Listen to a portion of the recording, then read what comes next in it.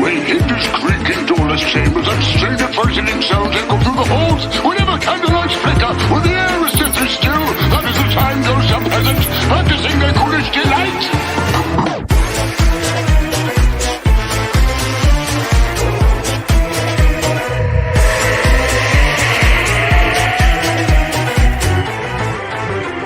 When cryptos creak and tombstones quake, spoons come out for a swinging wake. Happy hearts materialize and begin to vocalize. Grim grinning ghosts come out to socialize. Close your eyes and don't try to hide. Shrouded in a dark disguise. Grim grinning ghosts come out to socialize. When cryptos creak and tombstones quake, spoons come out for a swinging wake.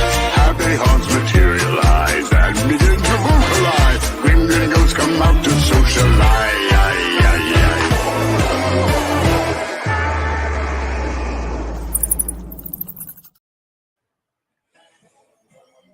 What is up, everybody? What is up? Kicking things off with two people already waiting to watch and learn and sharing the excitement that is Tucker and Dale versus themselves. So, Josh, did you enjoy Yes, the movie? Charles? I did not enjoy the movie. I'll be honest. I did not enjoy the movie. How about you? This is on, like, it's not my top 10 favorites, but it is on, like, my rotation list. Like, if anybody hasn't seen it, I like to sit down and show it to them. Like, after it lost earlier this year, right after When you it say lost, I knew. sit down and show it to them, are they willingly watching it? Are they tied up in watching it? Oh, it doesn't matter. Because I think one thing we need to point out is the setting for this movie, Chuck. Where are these gentlemen from?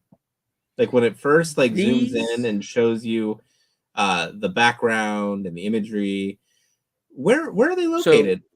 So, the film is shot in Canada. No. Oh yeah, but I'm getting to it. I'm getting. when there is like a helicopter flying over the trees and there is like a cinematic. This is where we are. Where are they, Chuck?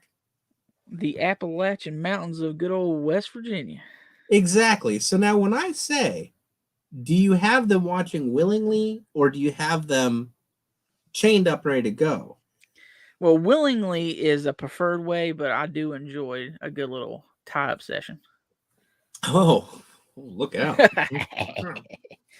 Jay-Z horror. Appreciate it, John. Yeah. I looked something up here. We were talking about this before we kicked things off. Yeah. Britannica says horror films may incorporate incidents of physical violence and psychological terror. They may be studies of deformed, disturbed, psychotic, or evil characters, stories of terrifying monsters or malevolent animals, or mystery thrillers that use atmosphere to build suspense. Okay, yes, not Jay-Z horror, Johnny horror. I'm sorry. Every time, I cannot win with this guy. Wait, let me rephrase that because I'm still screwed up. I can never get it right. I always Johnny screw it up. horror is a lot easier for me than if you put a gun to my head and was like, pronounce his last name, I'd be like, well, just go ahead and pull the trigger. I have it here. We ready? You have it broken down. John Zazullo. He sounds like I always screw it up. villain in an old karate movie. I did it again. That's like why I feel so bad when it happens because it never fails. Rewind here, and I still said it wrong. Zulu.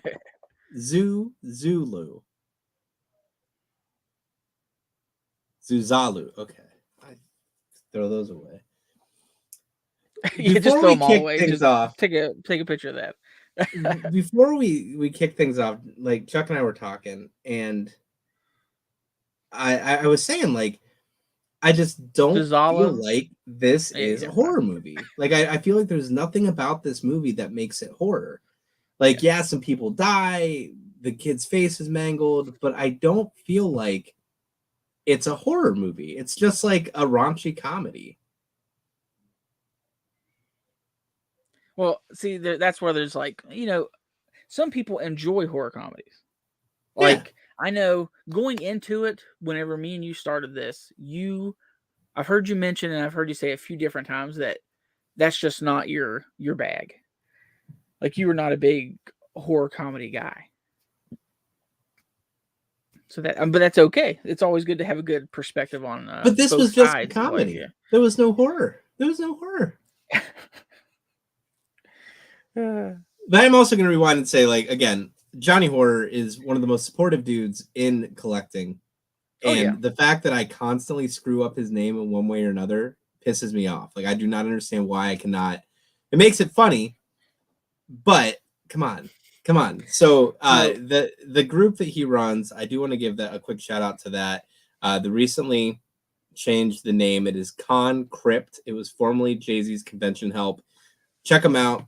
If you're looking for something to get signed at a convention, he is the man. We've seen him in action. 100% Yeah, trustworthy. he just finished his amazing 13 Days of Christmas, where each day he put out a trivia question, and he had like little themed things in the picture of like, okay, the little mystery box you'll get will have maybe like something from Trick or Treat and Elvira, stuff like that. And I told him, I said, the only thing that sucks is I put in almost every day. I missed like one or two because of my sleep schedule.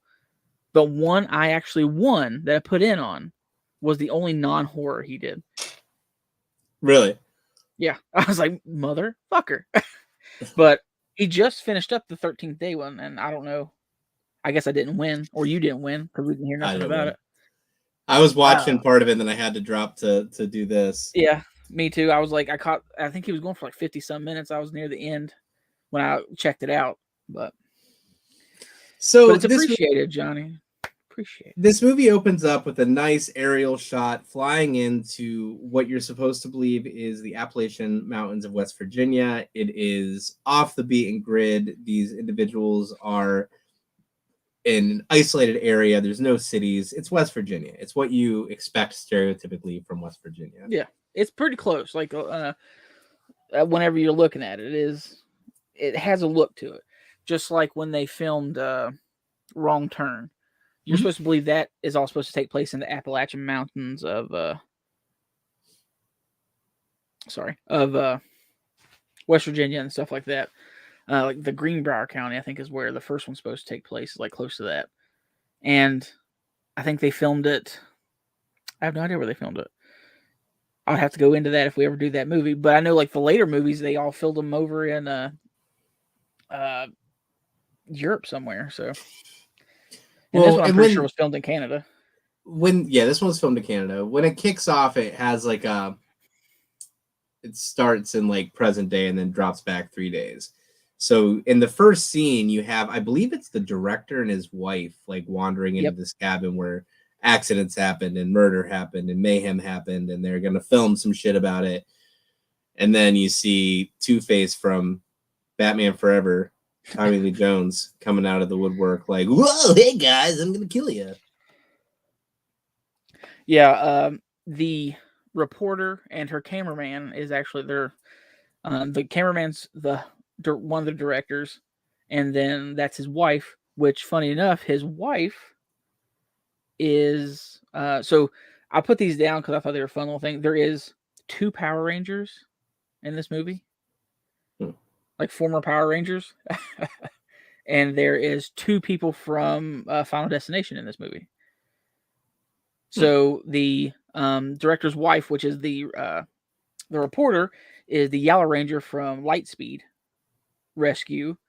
And then the guy who plays Jason, the black guy with the dreads, he actually plays the Red Ranger from SPD.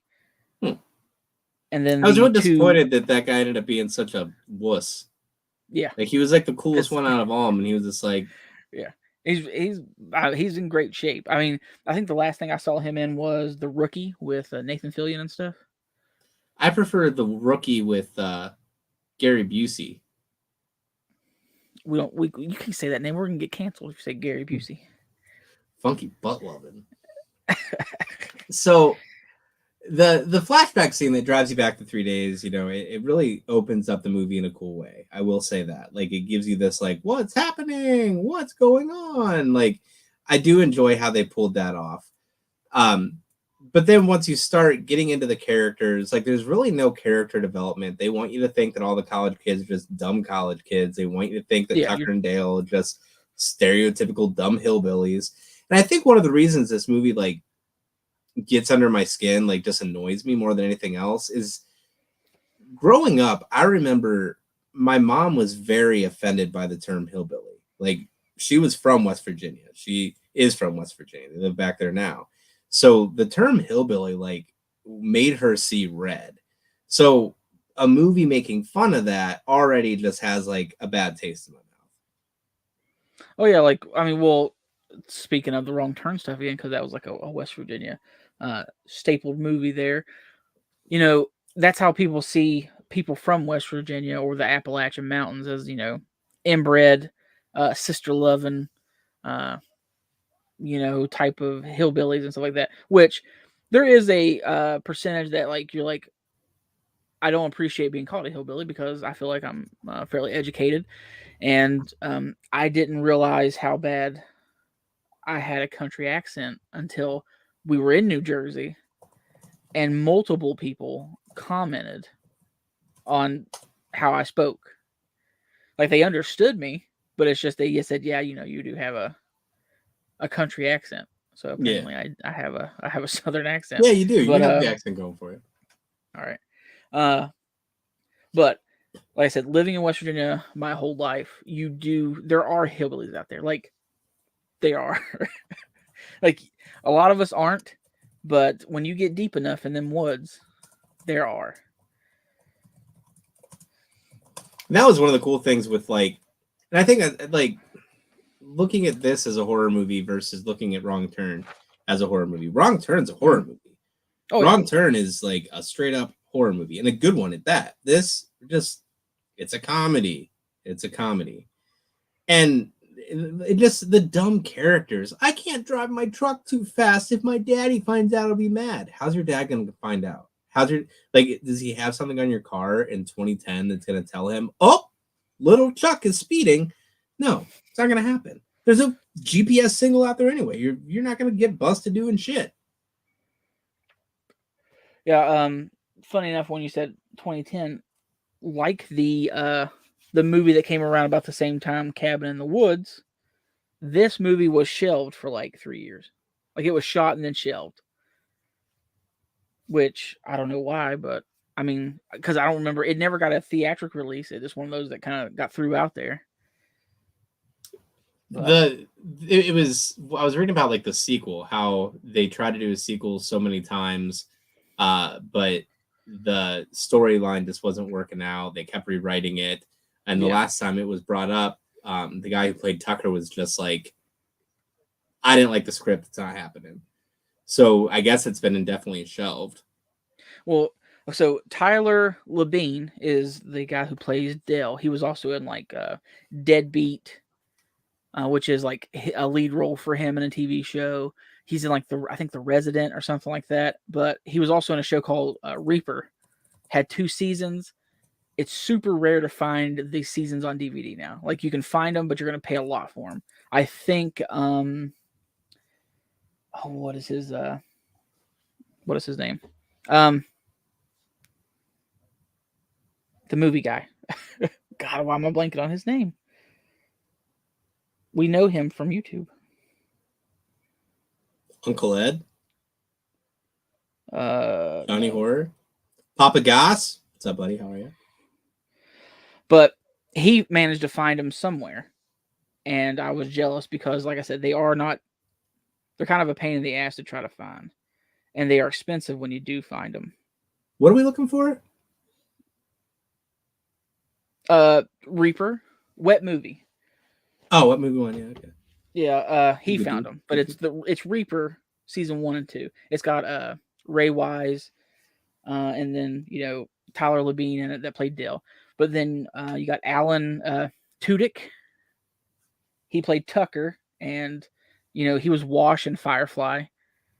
And your kids may know him from Moana, because he is Hey Hey Chicken. Moana's a good one. He's The credits on Alan are massive. I mean, he does tons of like animal voices in tons of Disney movies and stuff. So I want to highlight this question. Johnny Horror wants to know, what is the evil in this movie? Zombies? I haven't seen it. Now, Johnny, I know you're familiar with us. You know that we will spoil the shit out of everything. We are like milk that sits on the counter for 3 weeks. There is nothing evil in this movie. There's the evil is coincidence. The evil is stupidity. The evil is dumb mistakes. Like, there is nothing evil in this movie. It is clear that Chad is evil. I mean, okay, Chad isn't evil. He's a misguided youth. That he's got some issues. He does, because his mom wasn't honest with him, and he may have gotten hugged too much. But like, it's really like this comedy horror of, oh, look at these hijinks these kids are gonna get into. Like, oh, Tucker's gonna use a chainsaw and go through a tree, and he's gonna hit a fucking hornet's nest, and now he's running with the chainsaw, and everyone thinks he's Leatherface. Like, it's literally just weird situational mishaps that cause it's a misunderstanding. Yes, that causes the hijinks, as Josh says, to ensue. I have that written down that is like a straight homage. Like, he was meant to look like Leatherface at the end of Texas Chainsaw, whenever he's running with the chainsaw after the bees. Oh yeah, absolutely. Yeah. And I expected more from the gas station scene. Like, I expected that to rip off Deliverance more, or some of like the classic like tropes that you run into with movies like that. And it was adorable that Tucker tried to push Dale to like go hit on the girl and blah blah blah, and have some confidence, buddy, and all that. Like, and it just, that scene does start the movie off on the right foot for what they're going for, because of him coming across as the big scary type that's gonna kill you in your sleep. I mean, he walks over there to talk to the college kids with that fucking scythe. Yeah, and he's just sitting there talking, and he's just like, "Hey, college kids," and he's big and scary, and Papa Goss. He was Steve the Pirate in Dodgeball. Like I said, huge list, but you hated it. I enjoyed it. So Tucker and Dale, it opens up, gas station. Turns out Tucker sunk all his money into this vacation home for him and Dale, so they can go fishing and unwind. And it's very clear that this was owned by a somebody sadistic like Leatherface and his family. Just by the decor. But what was most important to them was the 2-for-1 chili dogs. Which, hell yeah. I was very happy with that sign. 2-for-1 chili dogs are the shit, and I will never say no to that. I have that written in my notes. Never expires. Never expires. I would be down for that. Huntington, that hot dog place in Huntington, West Virginia, that's got to be what it was from. Do you not know what I'm talking about? Was the place in the Hillbilly Hot Dogs? Huntington, West Virginia. It's like in a school bus or some shit. It's like right between Charleston and Huntington. It's a Lesage. There you go, man. It's Hillbilly Hot Dogs. Here I am. And that gas station that had the pickled eggs, like, I will say Dale won me over with his just happiness about finding a big thing of pickled eggs. But Chuck, here's a very important question. When they were there, and when they were driving to the cabin, when they got pulled over and Dale, whatever, where was his dog that entire time? In the back of the truck. Was he? Was he, Chuck? I don't know. Because just like you never see him load up that fucking wood chipper either. So the wood chipper was just there, obviously. Yeah.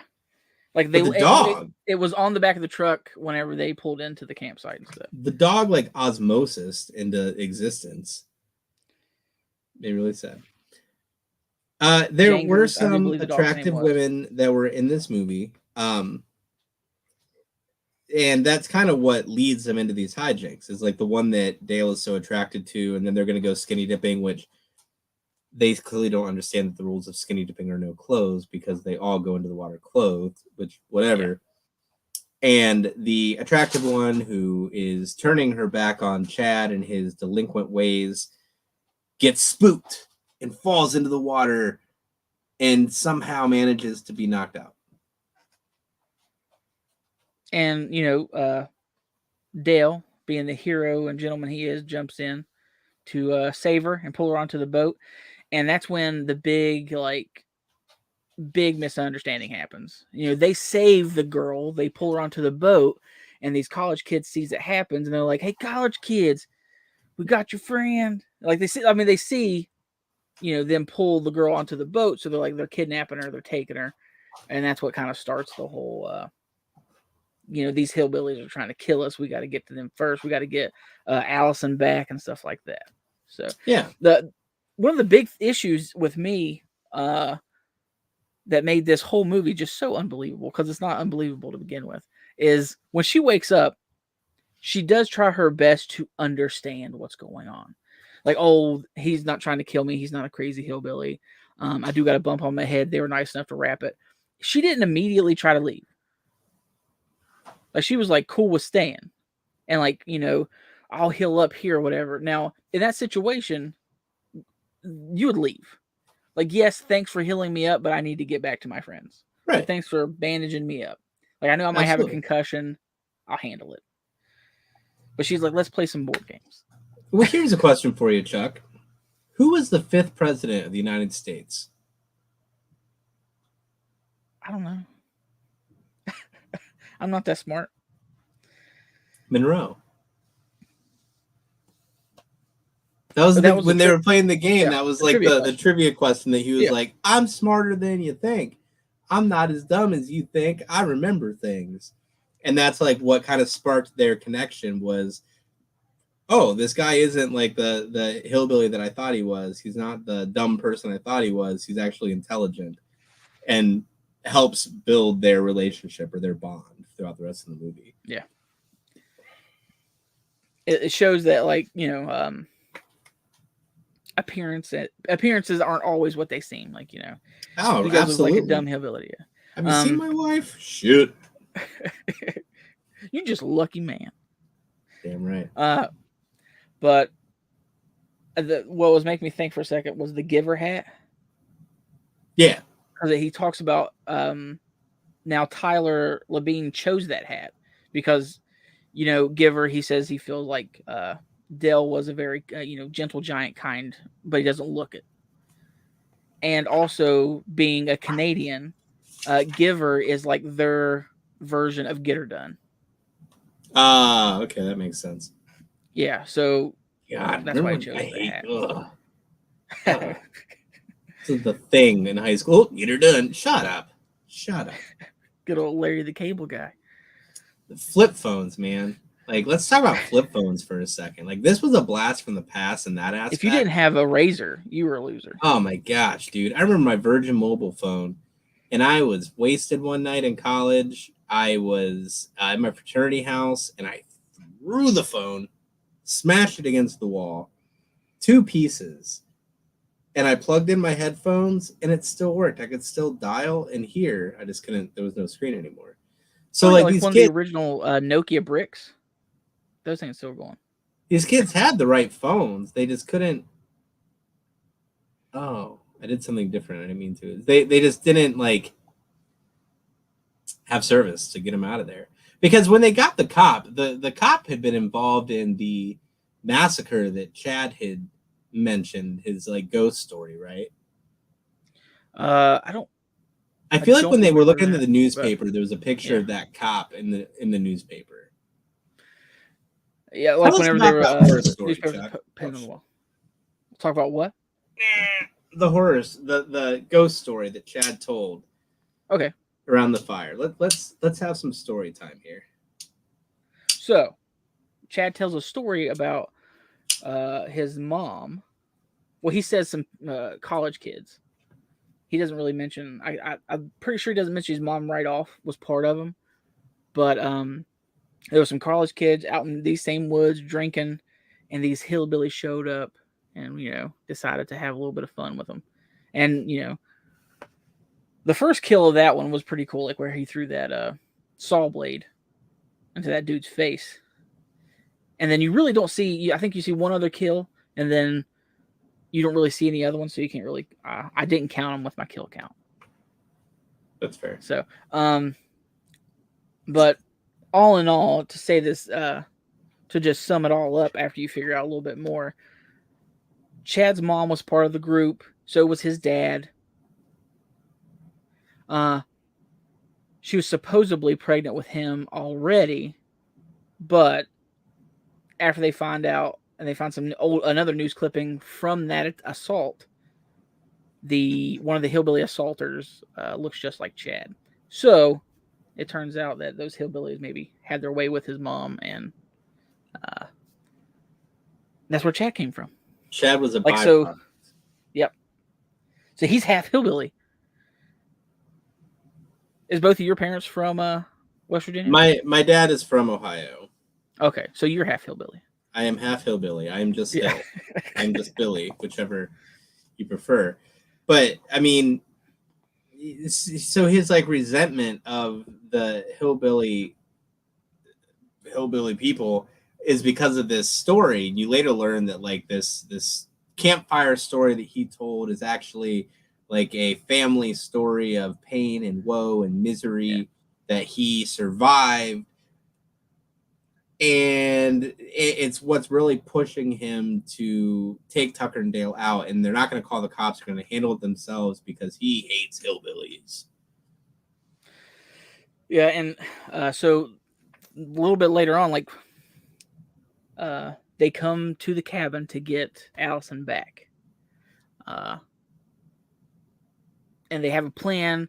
They see Allison out here. They see her digging. Well, in all reality, she's helping Dale dig a latrine for the outhouse. A shitter.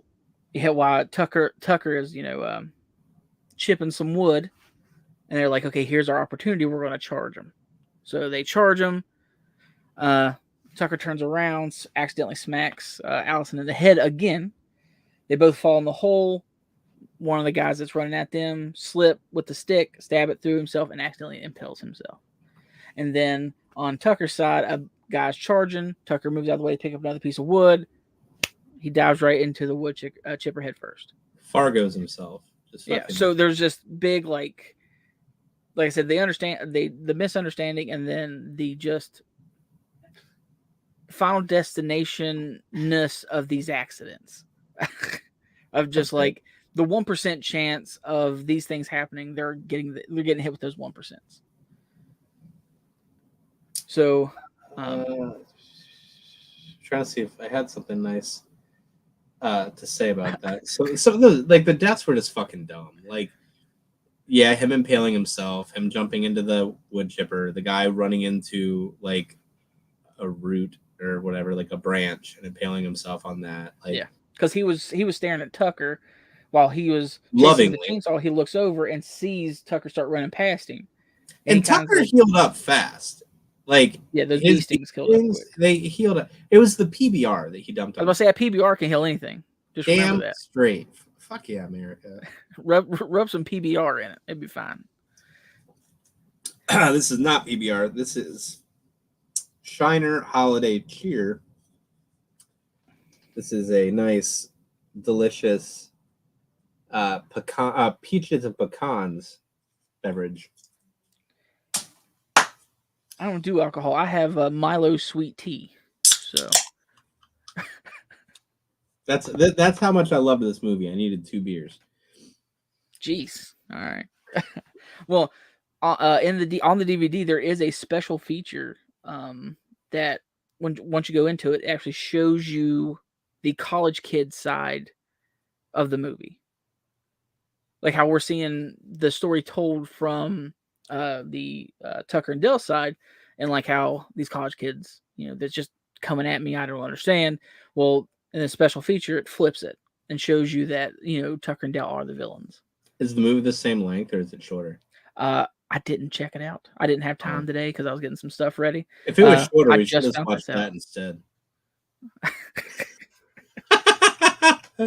This is one of those where I got to keep defending it like I did Dead Alive. But that's okay. That's what makes it fun. That's what makes it fun. I mean, it's so the director, like, he doesn't really have a lot under his belt. I think he had like 3 movies. One of them was Little Hell. It was like a Netflix movie, I think. And Yeah, was it's got the filmed dude from Parks and Rec. Yeah, Parks and Rec in it. He was actually in the Rage Carry 2 as one of the jocks. Just saying. He wasn't. First off, really? They had him playing a jock? That's weird. Yeah, Adam I mean, Scott. Yeah. Thank you, Papa. No, not Adam Scott. The director. Oh, the director had a few You're very acting roles before he became a director. He that movie he Little Evil, they filmed part of that in Cleveland, like right outside of Cleveland. But the one thing that I will say throughout the movie is, like, you just see like what a kind relationship exists between Tucker and Dale. Like, they did do a cool job of making them like good friends and good people. So Tucker, like, he was a damn good friend. He was always really supportive of Dale. He was always really pushing him to like believe in himself, and like he can do more than what he thinks he can do. I agree with you there. They show a friendship of, like, I don't know, it's one's not feeding off the other, like, as in one doesn't have something the other doesn't have, and they're like using it. I don't know, but they're just good friends. They're it's hard to explain. It's hard to get my words out because I'm kind of dumb. It was a bromance. Like, it was just like a nice, like, supportive of each other bromance. It's a genuine friendship. Absolutely. And like, no one feels like they have to entertain each other or anything like that. It's just they're just hanging out and they like to be around each other, and that's what they want to do. Like, it says, it says itself, like, Tucker got this cabin for him and Dale. Like, it is the most platonic love you could have, I guess, is like these two friends. Like the Jay and Silent Bob of what's supposed to be a horror movie. Yeah. Which some people can say that Jay and Silent Bob was Strikes Back was a horror movie because of how bad it was. I mean, if we're gonna call this a horror movie, we might as well call all the View Askew universe movies horror movies. But like I said, they just it's good to see. It's like, oh yeah, they're friends. It's fun. Yeah, and they did have like some interesting, like, I feel like kind of late. I'm trying to think back in 2010. Like, that's when this came out, right? It was 2010. Yeah, it was filmed, I think it was like 2007 or 8, and then they shelved it for a little bit, but it did come out in 2010. It was like some of the, like, just homophobia that they hid throughout the movie, like with the cop coming up and the awkward scene of him, like, in his face down in his lap and stuff like that, was very, in that time, would it work today, kind of interesting moves. I will say, when they were holding Jangles or Jangy or whatever his name was, when they were holding the dog hostage, I was like, all these college kids. Jangers is how I heard it. Jangers, you're right. Jangers. That's when I was finally at the point where, like, this movie, they can all just die now. We're gonna hurt that dog. Well, that's right after what I thought was, like, refreshing, I guess. The cop didn't jump directly to, these boys are bad. No matter what these kids are screaming, they're scared. These kids are evil. Like, he went in and was like, oh, it's just a misunderstanding. We'll talk about it. And then the house kind of gets him with the board to the head. As earlier you saw, there was a malfunction in the house. So he comes out, tries to get on the radio, falls. They get his gun, and then they hold the dog hostage. Which, that kid accidentally shooting himself in the head was I don't know. Stupid. Yeah. No one taught him gun safety. He must not be from West Virginia. He never handled a gun before. Johnny Horror, Concrypt Johnny, Jay-Z Horror, Johnny Horror is asking, so watch or pass on this one? It all depends. Those are two options. There is no depends. For me, if you're asking me, like, if Josh wasn't here, let's cover up the part of the Josh screen. If Josh wasn't here, I would say if you wanted to have just a good time, it's not take serious, and it's like an hour and something. Watch it if you like horror comedies. Now, what do you If say? you're having a really bad day and you don't think it can get any worse and you need a reminder that it's not all bad, watch it.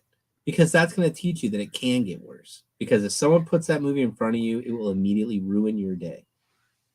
No, it wasn't that bad. I think it's worth watching at least once. And the funny thing is, like, when we started talking about doing this movie, like, everyone I know was like, oh, it's such a great movie. It's so funny. It's so awesome. You're going to love it.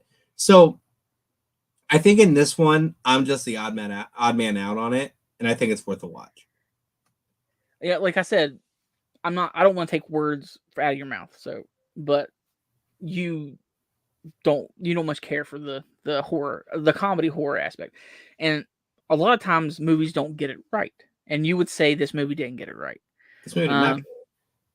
Yeah, but hey, maybe it was funnier in 2010, Johnny. That's a really good point. Yeah. Maybe it was. I just have a really hard time putting horror on the name of it. Like there was nothing in it that really resonated as a horror movie for me.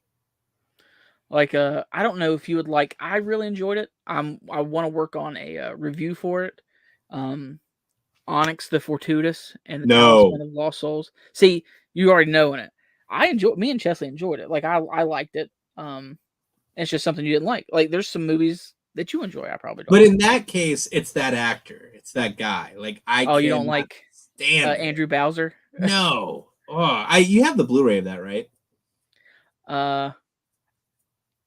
Yes. So it was an accident. I found out it's a Christmas gift. So okay. I put stuff on my gift list on Amazon, and she'll buy from it. Well, that was something I just put on there, and she said, "Hey, I'm out. I'm going to buy Five Nights at Freddy's for us on Blu-ray." And I said, "Okay." So I remember I put it on the list, and then I put Onyx the Fortuitous on the list and a few others. I went to go delete it, and Onyx the Fortuitous was already gone. So I'm like, this hoochie mama bought it.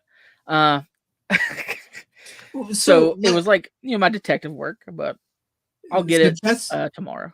Chesley just said, from the teen's perspective, it's absolute horror. Fair. They're also idiots, and they're suicide pact.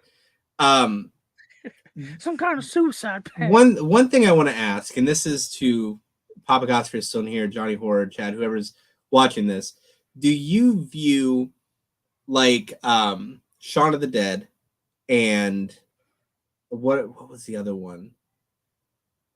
Do you see Shaun of the Dead as a horror comedy, or is it just a comedy with zombies in it or whatever?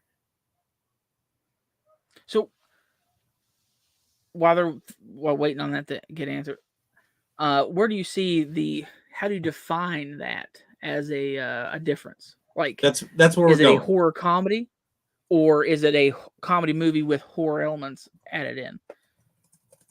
That's kind of where we're going with this. Yeah.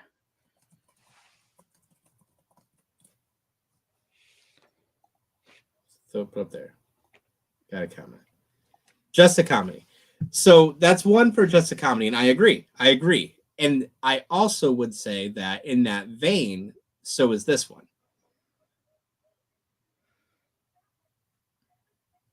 Well, I think they put it in the classifications of horror because of the murder, the bloodshed, whatever. Like they can't just throw it on just the comedy, so they have to add something like that to it. Just like how in action comedies, is it a comedy movie with action sequences, or is it? I mean, how do you define that? How do you say like it is a combination of the two, or is it one that has a little bit of the other sprinkled on top to make it palpable for people that maybe just don't like horror or just don't like comedy? Chesley, horror comedy. I think horror comedy is anything that takes tropes and pokes fun at it. Both movies poke fun at the genre. Wouldn't Scary Movie also be a horror comedy?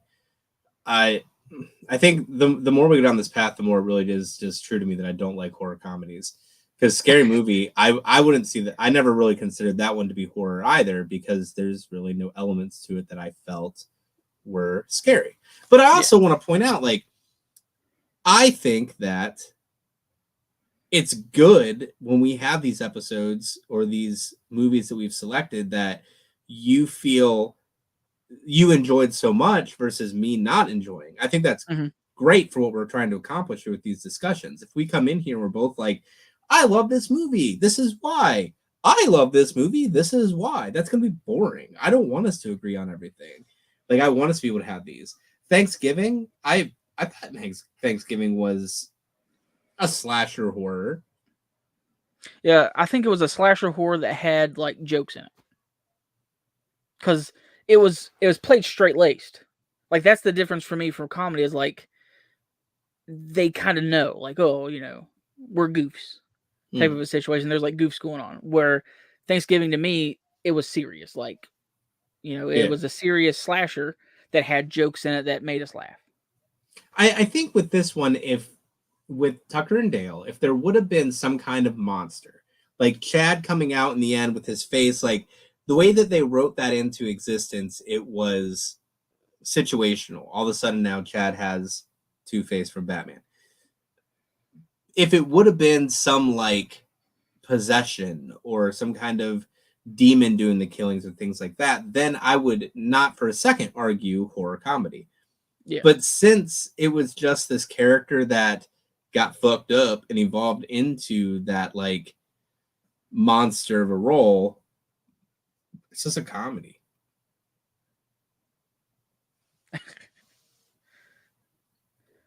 I will say, this is in my notes before we get too far out of stuff, that this is one of the few films that is that properly uses a nail gun as a weapon. Oh, dude, I did love that. I will be honest. I did love the nail gun.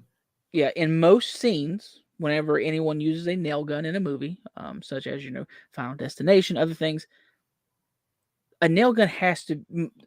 now, I'm not a craftsman. You know, I'm not a person that builds buildings and uses nail guns often, but from what I've seen, it has to be hooked to an air compressor to operate most of the time.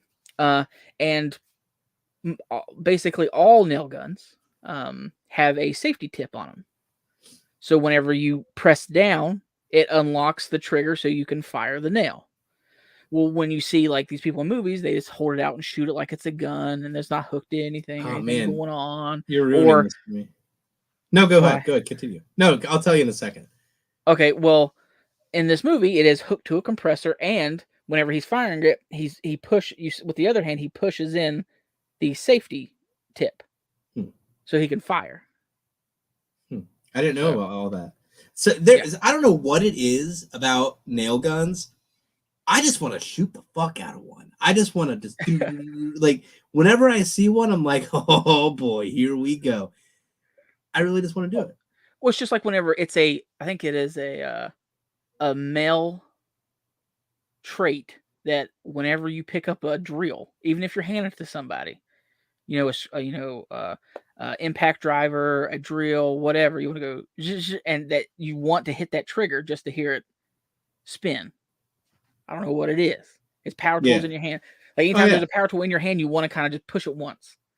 And like, you know, no matter if it's a leaf blower, a drill, like you said, anytime you see a nail gun, you want to be like, yeah. So, I definitely did think the nail gun was a great touch.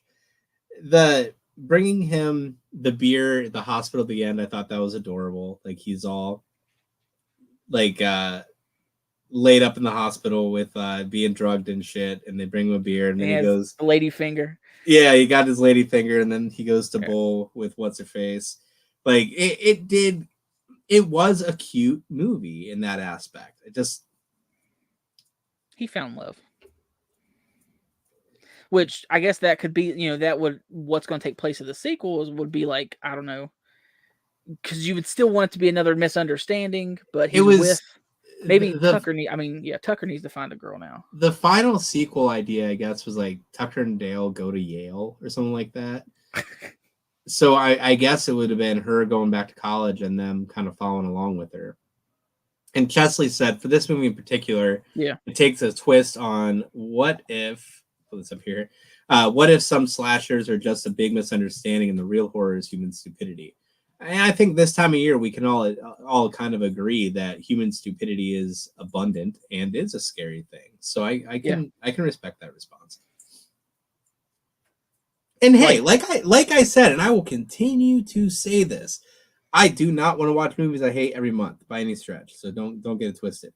But I want there to be movies that Chuck and I don't agree on. Like I want that to be the case, so we can come in here and really have a conversation and iron it out. And then maybe at the end of it, it's not what's going to happen this time, but maybe at the end of it, I want to go back and rewatch it and see, like, did I miss something that Chuck brought up to me that makes me want to try to understand something more? Well, it's just like last month. If you watched last month, you could tell I wasn't too enthusiastic about 1408. I just wasn't a huge fan. There was just a disconnect for me, and I could go with never watching that movie again. Just like how Dead Alive and Tucker and Dale for you is a big, I don't need to ever watch it again.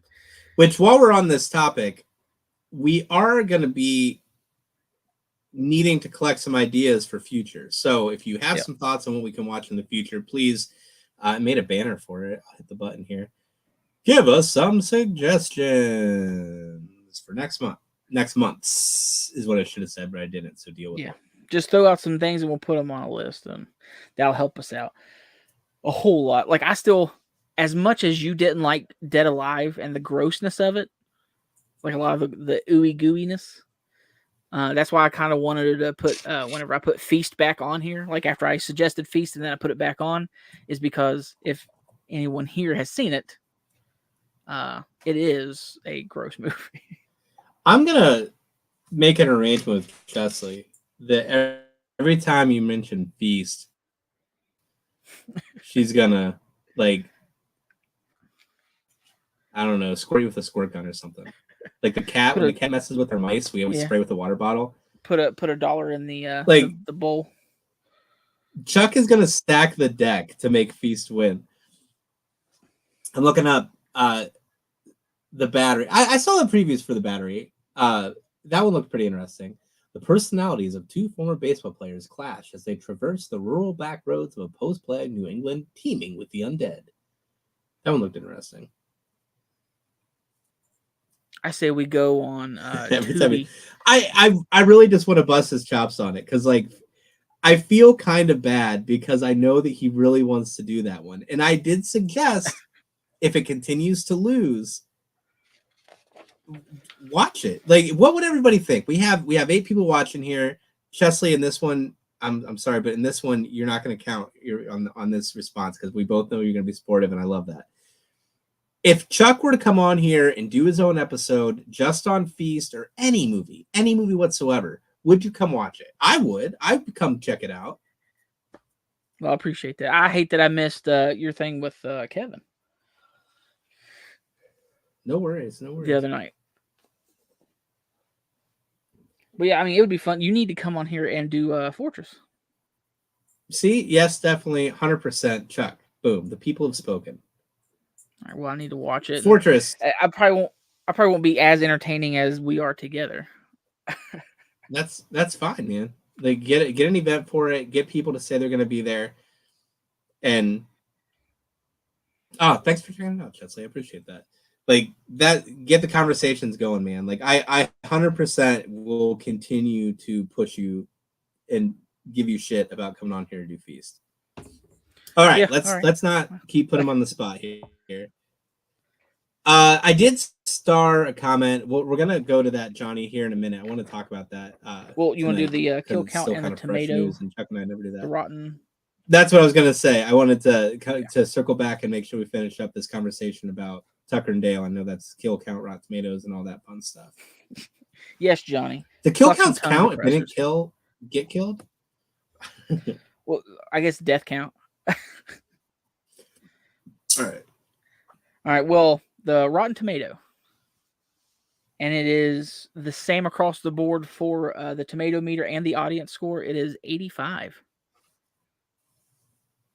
8.5? No, 85.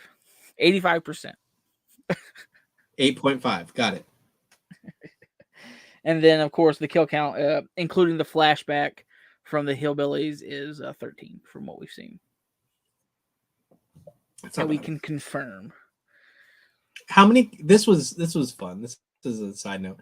How many on-screen kills were there in The Shining? 0. I don't know. It was 1. one. There was one. Dick Halloran was the only on-screen kill. Jack dies, but I don't think that counts. He froze to death. That's just a death. It doesn't. He's not a kill. Like So, Johnny. and to wrap it up about Tucker and Dale. To wrap it about, yeah, Johnny, I stole that question for you. I thought that was a really good question. To wrap it up about Tucker and Dale, I do think it's worth watching. I really do. I appreciate that. But boy, oh boy, I never want to watch it again.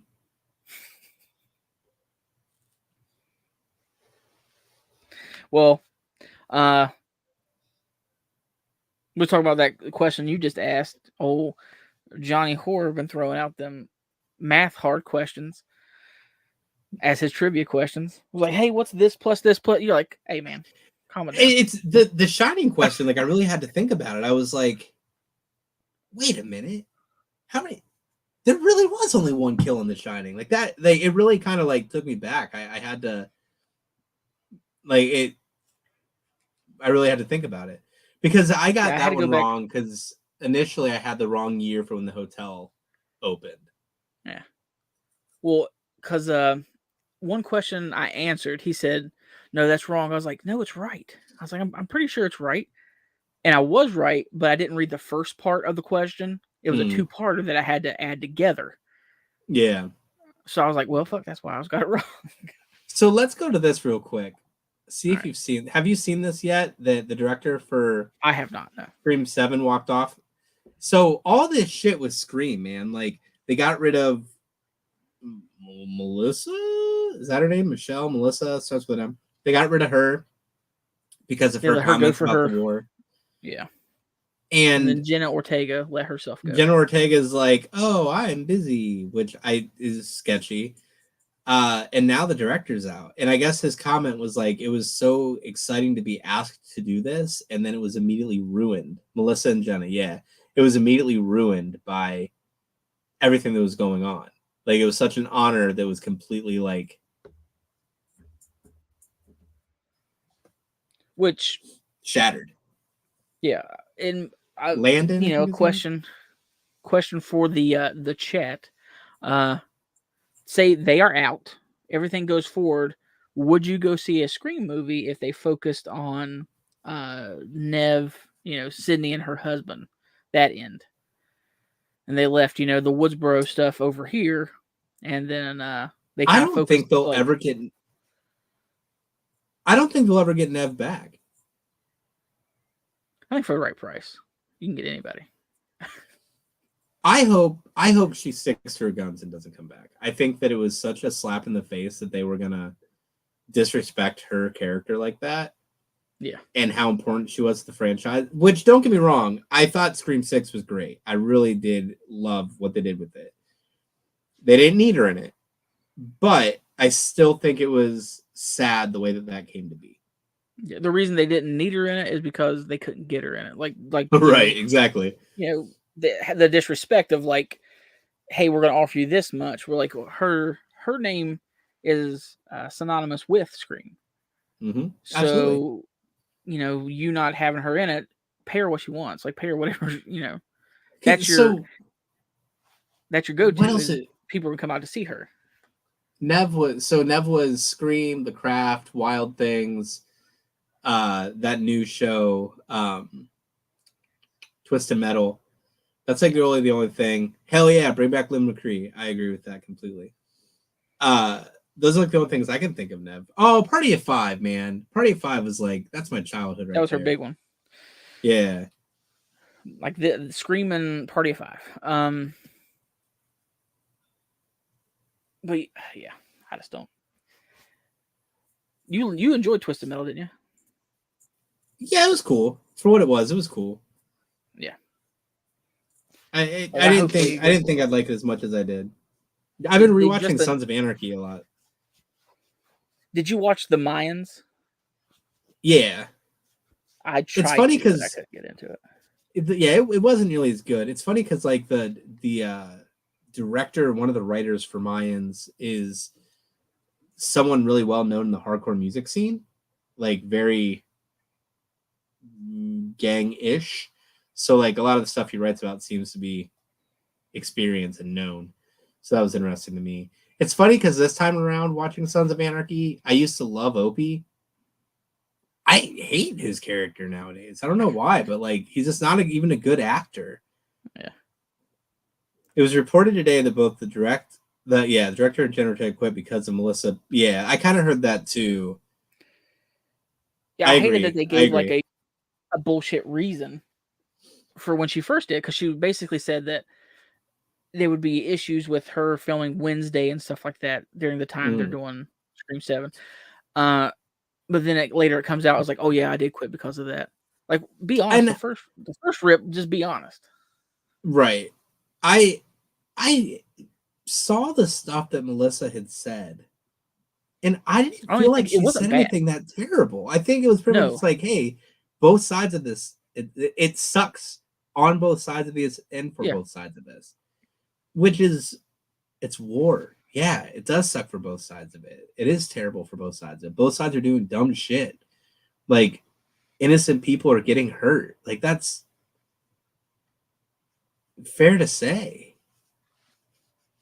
And sometimes you just have to, like, separate that shit. Like, these people on screen or in bands and stuff like that, and I do have a butt to this, but they have the right to have their own opinions. Like, they have the right to speak out on what they believe. Now, if it's like an SA situation and things like that, then by all means cancel whatever, have them held accountable. Like, fucking, we haven't seen anything come out against Ed Gale, and that's been how long ago? Yeah, you almost forget about it. Like, you're like, and until you see his autograph pop up, and you're like, oh yeah, fuck that little guy.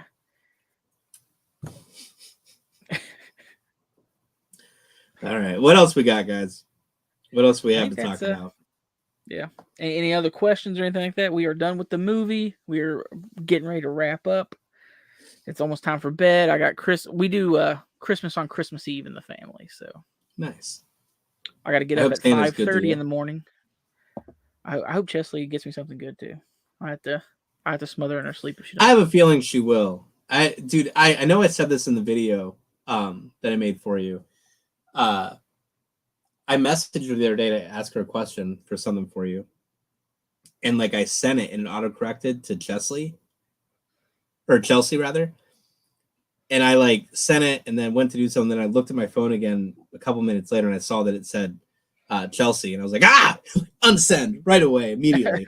And like retyped it with Chesley. Like, I felt so bad. Yeah, when we go through drive-thrus, I want to say her name right because I have beaten it into myself to say her name right that it's hard for me to say Chelsea. Like, I have to stop and think of how to say it because of how I've trained myself. She's like, no, just say Chelsea when we're going through the drive-thru because these people will not know what you're talking about, even though it all looks the same. So when I say, Chesley, they're like, huh? I'm like, read the fucking screen, dude. I mean, even if I'm not saying it right, or maybe you didn't read it right, that's close enough to be like, yeah. Right. Absolutely. But I agree with what she said here is that, yeah, everyone's basically just scared to get canceled. And that's how the culture is nowadays, is like, you're afraid to step out of line or go against any of the grain because you're going to get canceled. Yeah. Which I'm not worried about because I only have so many subscribers. What am I going to do? Just go on with my regular job? Hey, man, you're still beating me. What am I at here? I think I might end the year. Let's see. Every time I point out how many subscribers I have, I lose like 6. Right now, I'm at 487, so that's pretty rad. I'm very. I say we get you to 500 at least by the end of the year. I gotta do. Come on. If I do that, I'll have to do a giveaway. I'll have to figure something out for a giveaway. I have enough stuff around here to come up with something. But look who's in the chats with you tonight. Johnny Horror, Papa Goss. If you guys don't know each other, subscribe to each other. You guys both have awesome channels with awesome content. If you're watching this on the recording, you came back to see it later. If you like conventions, but you don't like getting into the conventions, you don't like doing it yourself, I respect that completely. Check out Johnny Horror's channel because he's going to show you what's going on at the conventions, let you see kind of what to expect from conventions and all of that, and also just tell you who's who, what's what. So it's a great channel. Who's going to Really be there, informative their stuff on there. prices, all that stuff. Absolutely. And he's just a genuinely nice guy. Like, Absolutely. you know, there's a lot of people out there that have a fake persona. I'm somewhat of a nice guy. 98% of the time, I'm an asshole. I like to believe so. I'd say maybe 3%. You're not really Yeah, an that's asshole, why Chesley loves me. is unless you get a box of tongue depressors, and then yeah, I'll burn down the whole goddamn state. I will fucking end you all. I will. God, what was that motherfucker? I don't forget. It popped in my head, but I forgot what it was. It was something Ryan Phillippe said in a movie to a woman. I will fuck start your head. Jesus. Canceled. Yeah. Canceled. All right, everybody. We will see you next year. I hate when people say that, but I just did it. I'm guilty. Have a great holiday. Yeah. Santa's good we deal. appreciate every single one of you guys, and we'll see you next month. Feast. That's what I want to say.